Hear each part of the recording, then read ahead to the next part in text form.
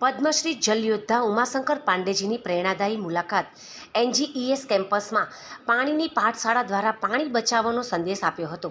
જળ વિના દરેક ઉત્સવ, દરેક પૂજા વિધિ અધૂરી છે। એના વિના પવિત્રતા શક્ય નથી। પાણી બનાવવામાં આવતું નથી, માત્ર બચાવવામાં આવે છે।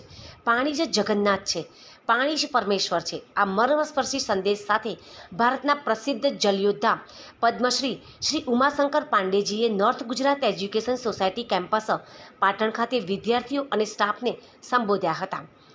પાટણની પાઠશાળા અંતર્ગત યોજાયેલ આ ખાસ કાર્યક્રમમાં એચએનજીયુના વાઇસ ચાન્સેલર પ્રોફેસર કેસી પોરિયા અને એનજીઈએસ કેમ્પસના સીડીઓ પ્રોફેસર જય ધ્રુવની વિશેષ ઉપસ્થિતિ રહી હતી।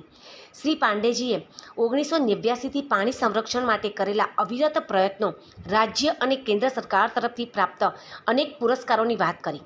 કોલેજના વિદ્યાર્થીઓ સાથે સંવાદમાં તેમણે જણાવ્યું કે પાણી અનમોલ છે, અસાધારણ છે, તેમજ સર્વવ્યાપી છે, રાષ્ટ્રીય સંપત્તિ છે, શક્તિ છે, અમૃત છે અને પવિત્ર છે। ભારતીય સંસ્કૃતિમાં પાણીમાં આધ્યાત્મિક શક્તિ છે। જન્મથી મરણ સુધી પાણીનું મહત્વ અપરંપાર છે। તેમણે વેદો, ધર્મગ્રંથો અને કવિઓ તેમજ તુલસીદાસ, કબીરદાસ, રહીમના ઉદાહરણો સાથે પાણીનું મહિમાનું વર્ણન કર્યું હતું।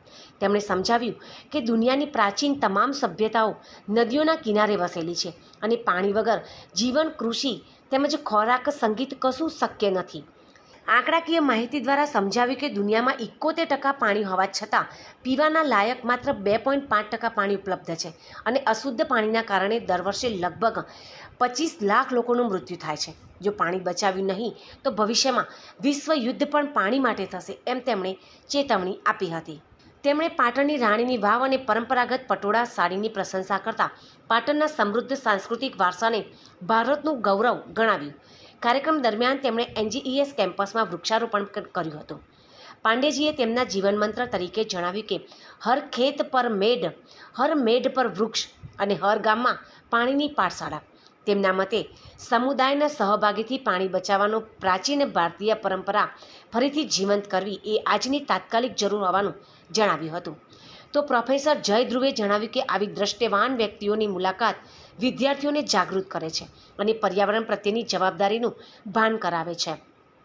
કાર્યક્રમના અંતે પાંડેજીએ શ્રી જય ધ્રુવનો પણ આભાર માન્યો હતો અને કહ્યું, પાટણ વારસાની ધરતી પર આમંત્રણ આપવા બદલ હું હૃદયપૂર્વક આભાર માનું છું।